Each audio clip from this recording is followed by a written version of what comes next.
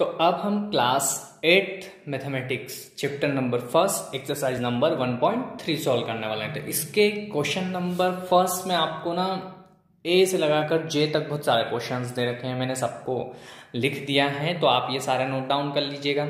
अब मैं इसमें से कुछ कुछ करवा देता हूँ तो आपको आइडिया हो जाएगा, बाकी आप कर लेंगे। सिर्फ क्या करना है, प्रोडक्ट निकालना है इनका। तो पहले सबसे पहले ना एक चीज समझिए, -1 टाइम हो और +1 टाइम हो तो ये हो जाता है -1 टाइम हो फिर 2 टाइम हो तो ये हो जाता है प्लस। अगर माइनस ऐसे ही कितनी टाइम हो, 3 टाइम हो तो क्या हो जाएगा माइनस, और माइनस अगर 4 टाइम हो तो क्या हो जाएगा आपका प्लस। ये चीज आप ध्यान में रखिएगा, अभी आपको समझ में आ जाएगा। फर्स्ट वाला क्वेश्चन मैं सोल्व कर देता हूं। क्वेश्चन में क्या दे रखा है, मैं डायरेक्ट सोल्व कर रहा हूँ ना, ए का सॉल्यूशन लिख रहा हूँ सीधा कि 3 × -1। तो मैंने क्या बोला, माइनस अगर 1 टाइम हो तो आंसर किस में आएगा, माइनस में आएगा। तो ये कितना हो जाएगा -3, 3 × 1 -3। ऐसे ही अब मैं ये वाला कर देता हूँ, ठीक, सी वाला सॉल्यूशन कर रहा हूँ इसका भी डायरेक्ट। क्या दे रखा है, -21 × -30। माइनस कितनी बार है मल्टीप्लाई में, 2 टाइम, तो आंसर किस में आएगा प्लस में। और प्लस को हम आगे लिखते नहीं है, लिखो या नहीं लिखो यहाँ पर चलेगा। अब सिर्फ आपको करना क्या है कि 21 × 30 करना है, क्योंकि माइनस और माइनस 2 टाइम होता है जब भी, तो प्लस हो जाता है। ये तो आप कर लेंगे, अरे इतना तो आता है आपको, ठीक है, कि करके बताएं ना। 630, इसका आंसर आपका क्या हो जाएगा बेटा 630। इन दोनों का जब मल्टीप्लाई करेंगे आप, तो ऐसे ही हम एक ये वाला कर लेते हैं। देखो 15 किस में है, माइनस में है, फिर मल्टीप्लाई किसका है 0 का है, फिर मल्टीप्लाई किसका है -18 का। अब देखो कितनी बार है, यहाँ पर -2 टाइम, तो आंसर किस में आना चाहिए प्लस में। पर देखो एक चीज और देखो ना, यहाँ पर 0 और 0 का मल्टीप्लाई किसी में भी करते हैं तो क्या हो जाता है 0 हो जाता है। यहाँ पर ध्यान रखना आप, कितनी टाइम है 3 टाइम है, तो आएगा किस में आंसर, 3 टाइम होता है जब भी, तो माइनस में आता है, ठीक है। ऐसे यहाँ पर कितनी टाइम है माइनस, यहाँ पर है माइनस आपका 2 टाइम, तो प्लस में आएगा आंसर। इन सबका मल्टीप्लाई करके लिख देना। ऐसे ही यहाँ पर आपका माइनस कितनी बार है, 1, 2 एंड 3 टाइम, तो आंसर किस में आएगा आपका 3 टाइम है तो माइनस में आएगा। तो आप आंसर को इन सबका मल्टीप्लाई करके आंसर किस में आ जाएगा माइनस में। ऐसे ही अगर कहीं पर 4 टाइम हो, जैसे कि आपको मैं बताऊं कि 4 टाइम, इस क्वेश्चन में 3 टाइम है, तो 3 टाइम में क्या हो जाता है, 3 टाइम का माइनस में रहता है, क्योंकि माइनस माइनस माइनस माइनस होता है ना। ये 4 तो पॉजिटिव में है, सबका मल्टीप्लाई हो जाएगा। ऐसे ही यहाँ पर दे रखा है, ये यहाँ पर 2 बीच में पॉजिटिव दे दिया, तो ये माइनस माइनस माइनस क्या हो जाएगा, 3 टाइम का माइनस हो जाएगा। तो इसे आप सोल्व कर लीजिएगा इसको, ठीक है। हम नेक्स्ट क्वेश्चन पर बढ़ते हैं। क्वेश्चन नंबर 2 में ना आपको वेरीफाई करना है इसको। ये पहला वाला पार्ट दे रखा है, ऐसा ही एक दूसरा वाला पार्ट भी है, तो वो आप सोल्व कर लीजिएगा, ठीक है। तो आपने ना, मैंने आपको बहुत सी बार पढ़ाया है बोडमास रूल। बोडमास सबको याद ही होगा, है ना। ओडोमॉस नहीं है, बोडमॉस है। बोडमॉस में पहले ब्रैकेट सॉल्व होता है, वो भी कौन सा, सबसे बड़ा वाला, है ना, बिग ब्रैकेट सबसे बड़ा वाला, फिर कर्ली ब्रैकेट एंड देन हमारा स्मॉल ब्रैकेट, फिर हमारा क्या होता है ऑफ लिखा हुआ होता है, तो हम मल्टीप्लाई करके सोल्व कर लेते हैं, फिर डिवाइड करते हैं, देन उसके बाद मल्टीप्लाई करते हैं, और फिर सम और एडिशन एंड सबट्रैक्शन में से कुछ भी आगे पीछे कर सकते हैं। तो यहाँ पर ना हमको इसको, इन दोनों को सोल्व करके आपस में बराबर लेके आना है। तो देखो यहां पर भी हम पहले क्या करेंगे, ब्रैकेट सॉल्व करेंगे। तो 18 × पहले हम एक साइड का कर लेते हैं पूरा सॉल्व।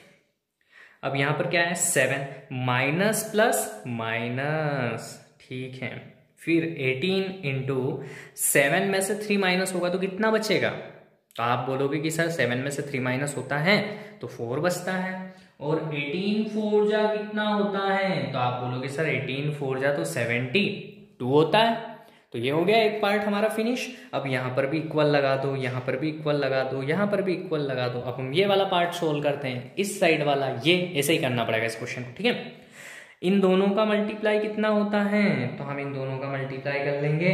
तो आप बोलोगे कि सर इन दोनों का जब हम मल्टीप्लाई करेंगे तो वो आएगा 126 प्लस, अब देखना, यहां पर ध्यान से देखना, ये माइनस, ये दोनों मल्टीप्लाई में है और एक माइनस है, तो आंसर किस में आता है? हमेशा माइनस में आता है। और 13 8 जा कितना होता है? तो आप बोलोगे सर 13 8 जा 54 होता है, और 54 माइनस का आएगा।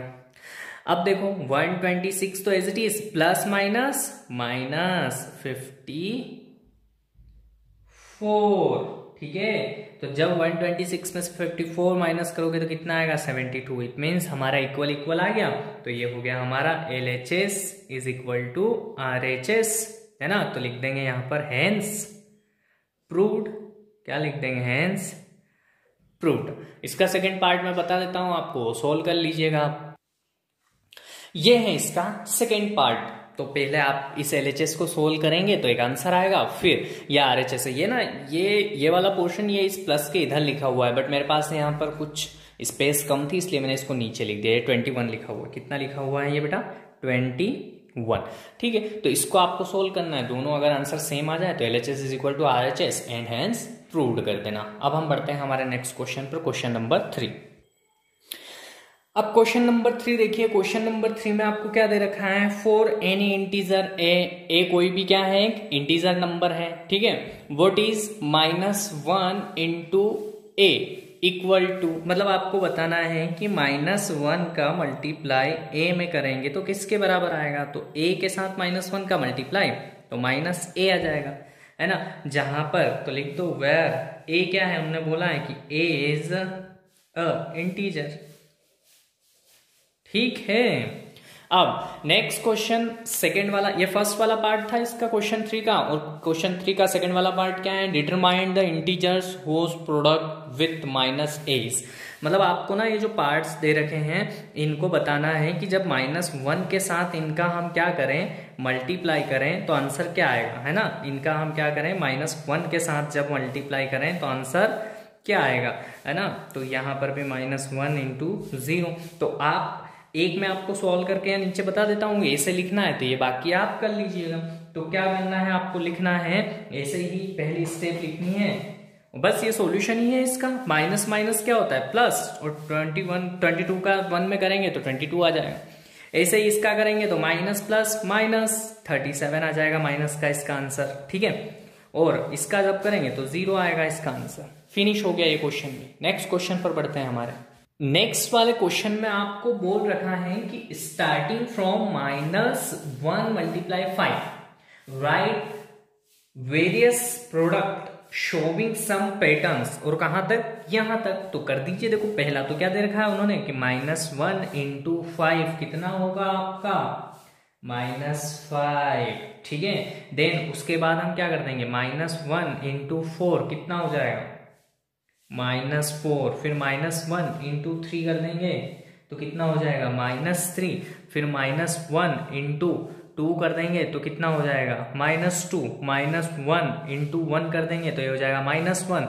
और लास्ट वाला तो दे ही रखा है हमको, एक और करना पड़ेगा। -1 इंटू 0 कर देंगे तो कितना हो जाएगा? 0। और लास्ट कहाँ तक करना है? -1 इंटू -1 तक, तो क्या हो जाएगा? 1 माइनस माइनस प्लस, ठीक है। तो ये पैटर्न्स बनाने थे और कुछ नहीं, सिंपल सा था। यहां पर हमने इसको यहां से लगाकर यहां तक लाना था, तो ले आए हम। देखो ये नंबर्स यहां तक, ये हो गया हमारा फिनिश। नेक्स्ट क्वेश्चन करते हैं। क्वेश्चन नंबर 5 में प्रोडक्ट्स फाइंड करना है, पर डायरेक्ट नहीं करना है कि ऐसा नहीं कि आप डायरेक्ट मल्टीप्लाई कर दें और आंसर निकाल दें। उसमें भी आपको क्या करना पड़ेगा? कुछ प्रॉपर्टीज जो उनमें फील हो सके, ऐसी प्रॉपर्टीज यूज करना है। एक क्वेश्चन में करवा देता हूं जो कोई ज्यादा टफ नहीं है, ए से लगाकर एच तक दे रखे हैं, तो बाकी आप कर लीजिएगा, है ना। तो क्वेश्चन पहला दे रखा है ये, तो अब यहां पर आप देखिए 26 मल्टीप्लाई -48 प्लस -48 मल्टीप्लाई -36। आपको कुछ कॉमन दिख रहा है क्या? तो आप बोलोगे बिल्कुल सर ये दिख तो रहा है, इसको बाहर निकाल लो कॉमन। तो हम क्या करेंगे? यहां पर लगाएंगे हम बाय डिस्ट्रीब्यूटिव प्रॉपर्टी।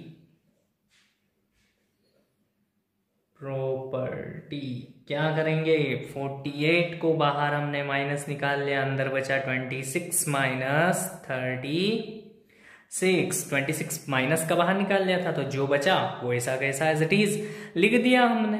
अब देखो -48 तो बाहर है, 26 प्लस का है, ये माइनस का है, डिजिट बड़ी कौन सी है, ये वाली, तो आंसर किसका आएगा, माइनस का, अंदर क्या बचेगा 10। इन दोनों का जब हम क्या करेंगे, मल्टीप्लाई करेंगे तो माइनस माइनस प्लस, तो आंसर पॉजिटिव आएगा और क्या आएगा 480। इसका क्या हो जाएगा आपका आंसर। तो कौन सी प्रॉपर्टी यूज करी, डिस्ट्रीब्यूटिव प्रॉपर्टी यूज करी। ऐसे और भी इसके पार्ट्स हैं वो आप कर लीजिएगा, ठीक है। बढ़ता है अब हमारे नेक्स्ट क्वेश्चन पर। देखो बेटा क्वेश्चन में दे रखा है आपको कि a certain freezing process requires that room temperature be lower from 40 degree centigrade at the rate of the 5 degree centigrade every hour. What will be the room temperature 10 hour after the process begins? है ना। तो देखो इसमें क्या दे रखा है कि एक कुछ भी आपको फ्रीजिंग प्रोसेस में रिक्वायर क्या है कि जो रूम टेम्परेचर 40 डिग्री सेंटीग्रेड है आपका, कितना है ये 40 डिग्री सेंटीग्रेड जो है उसको ना एक फिक्स्ड रेट पर, और वो रेट कितनी है 5 डिग्री सेंटीग्रेड से घटना है, धीरे धीरे नीचे आना है। और कितने आवर में, 1 घंटे में कितना घट के होता है वो 5 डिग्री सेंटीग्रेड घट जाता है। तो आपको बताना है कि 10 घंटे के बाद उस रूम टेम्परेचर है ना एक सर्टन फ्रीजिंग प्रोसेस के हिसाब से घट रहा है ये रूम टेम्परेचर, तो 40 डिग्री से कितना हो जाएगा 10 घंटे बाद। तो देखो हम सॉल्यूशन में क्या लिखेंगे पहले कि present room temperature is equal to 40 degree centigrade. कितना है प्रेजेंट में 40 degree centigrade, decreasing the temperature every hour, मतलब हर घंटे कितना घट रहा है। तो आप देखिए यहाँ पर कितना घट रहा है 5 डिग्री सेंटीग्रेड। तो रूम टेम्परेचर आफ्टर 10 आवर्स, मतलब 10 घंटे के बाद आपका रूम टेम्परेचर क्या हो जाएगा। तो देखो 40 डिग्री सेंटीग्रेड तो है ही सही, ठीक है। अब 10 घंटे बाद कितना हो जाएगा, तो 10 आवर में, पर घट रहा है कितना 5 डिग्री सेंटीग्रेड से, 5 डिग्री सेंटीग्रेड घट रहा है ना। तो ऐसे लिखेंगे अब। तो देखो 40 डिग्री सेंटीग्रेड तो था प्लस, अब ये प्लस माइनस माइनस, तो यहां पर क्या आ जाएगा माइनस, 10 इंटू 5 कितना हो जाएगा 50 डिग्री सेंटीग्रेड, मतलब कितना घट गया। अब रूम टेम्परेचर 50 बढ़ा है तो आंसर किस में आएगा माइनस में, 50 में से 40 गया, कितना बचा 10 डिग्री सेंटीग्रेड माइनस का। मतलब कि हम लिख क्या सकते हैं अब कि 10 द रूम टेम्परेचर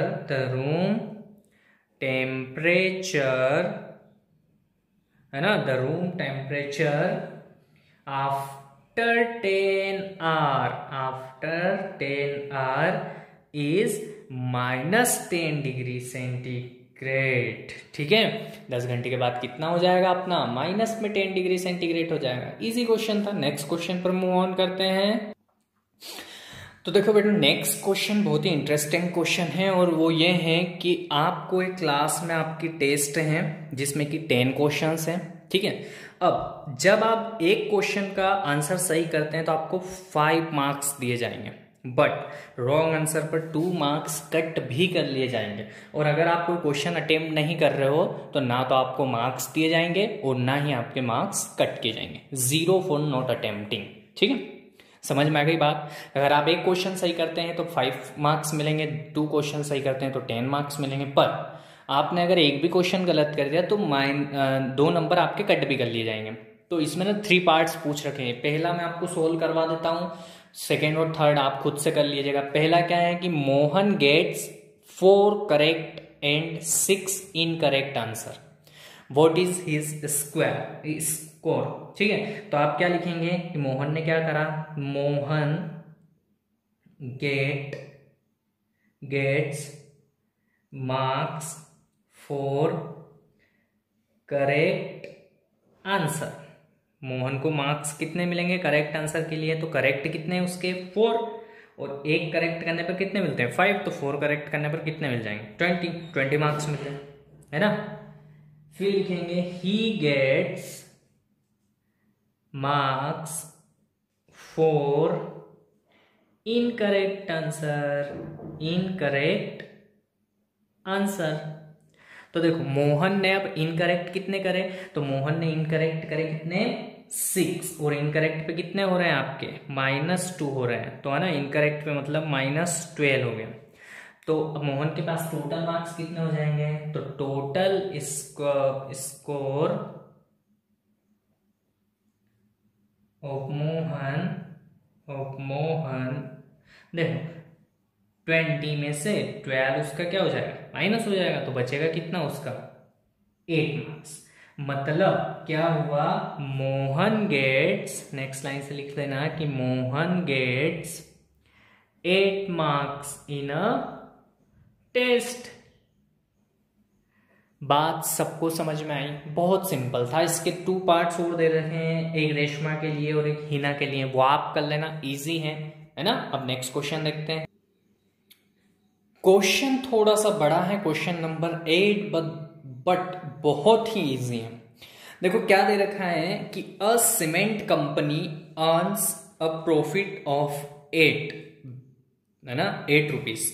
एक सीमेंट कंपनी है, वो प्रॉफिट अर्न करती है 8 रुपए का। कब? जब व्हाइट सीमेंट का एक बैग सेल करती है ना। मतलब एक बैग अगर वो बेचती है, किसका? व्हाइट सीमेंट का, तो उसको 8 रुपए का मुनाफा होता है ना। एंड लॉस ऑफ 5 रुपीज, है ना, ₹5 पर bag of grey cement sold. मतलब अगर जब वो ग्रे सीमेंट का एक बैग बेचती है तो 5 रुपए का घाटा भी होता है।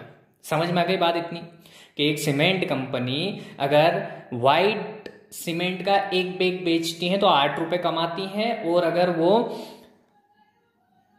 ग्रे सीमेंट का एक बैग बेचती है तो 5 रुपए का उसको घाटा हो जाता है।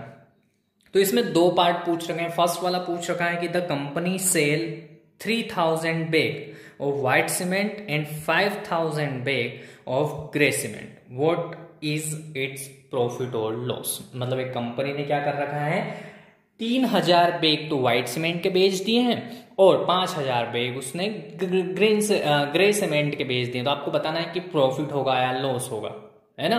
तो देखो क्या होगा, तो हम पहले ना जो गिवन इंफॉर्मेशन होती है वो लिख लेते हैं हमेशा। तो profit of 1 bag of white cement कितना है, 8 rupees, and loss of 1 bag of grey cement कितना है, ₹5। अब देखो, profit of selling 3000 bags of white cement, 3000 bag बेचे उसने, कितने, व्हाइट सीमेंट के। तो देखो 3000 बैग बेचे व्हाइट सीमेंट के, व्हाइट सीमेंट पे 8 रुपए का प्रॉफिट हो रहा है, मतलब टोटल प्रॉफिट उसका हो गया 24,000 का।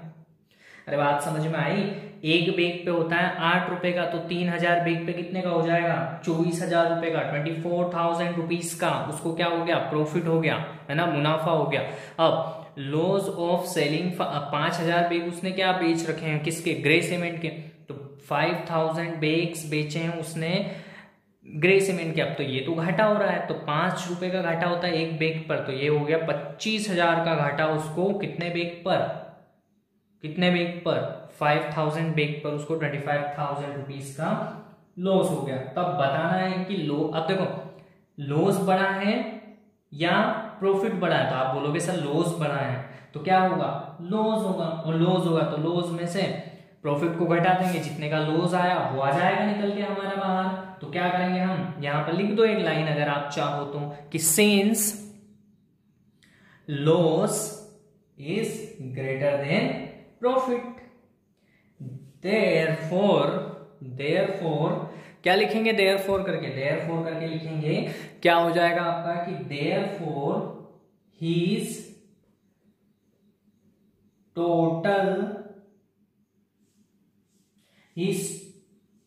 total loss, है ना, on selling cement bags is equal to loss minus profit। ठीक, मतलब 25,000 में से माइनस करना है 24,000, मतलब कितना हो जाएगा आपका बेटा, आपका हो जाएगा 1000, मतलब 1000 क्या हो गया, उसका लॉस हो गया, ₹1000। That is your answer. Next जो है वो भी एज इट इज पार्ट है, तो वो आप देख लीजिएगा और वो आप होमवर्क में सोल्व कर लीजिएगा। अब हम बढ़ते हैं हमारे नेक्स्ट क्वेश्चन पर। क्वेश्चन नंबर 9 सबसे इजी इस एक्सरसाइज का, और सबसे इजी और लास्ट क्वेश्चन है आपका। देखो आपको बताना है, ये फिल इन द ब्लैंक्स को क्या करना है, फिल करना है। -3 से आप किसको मल्टीप्लाई करेंगे कि 27 आ जाएगा, तो आप बोलोगे कि आप क्या करें, सबसे अच्छा आपको एक मैं ट्रिक बताता हूँ कि 3 का टेबल बोलो आप 27 कितनी बार मारा, तो आप बोलोगे सर 3 9 जा 27 आता है, बट यहां पर 27 कैसा है, पॉजिटिव, और यहां पर इन दोनों का मल्टीप्लाई करेंगे तो कैसा आएगा, नेगेटिव, इसलिए हमें यहां पर एक और माइनस लेना पड़ेगा। सेकंड वाले क्वेश्चन में देखो 5 का मल्टीप्लाई, 5 का टेबल बोलो 35 कितनी बार में आता है, तो आप बोलोगे सर 5 7 जा 35, पर ये कैसा है माइनस का, और इन दोनों का सम कितना कैसा हो जाएगा प्लस का, इसलिए यहां पर इसको कैसा ले लेंगे, माइनस का ले लेंगे। ठीक है, अब जब 8 का टेबल कितनी बार बोलोगे तो 56 आएगा, तो आप बोलोगे सर 7 टाइम बोलेंगे तो 56 आ जाएगा, तो इन दोनों का मल्टीप्लाई करेंगे तो क्या माइनस का 56 आ रहा है, बिल्कुल आ रहा है, तो हमारा 7 तो हमको पॉजिटिव ही लेना है। ऐसे ही हम 12 का टेबल कितनी बार बोलेंगे तो 132 आ जाएगा, तो आप बोलोगे कि सर 11 टाइम बोल दो आ जाएगा, बट ये प्लस पॉजिटिव है और ये दोनों नेगेटिव आ जाएगा, इसलिए इसको हमें माइनस से रिप्लेस करना पड़ेगा। ठीक है, आ गया क्वेश्चन समझ में, ये हो गया आपकी exercise complete. All the best.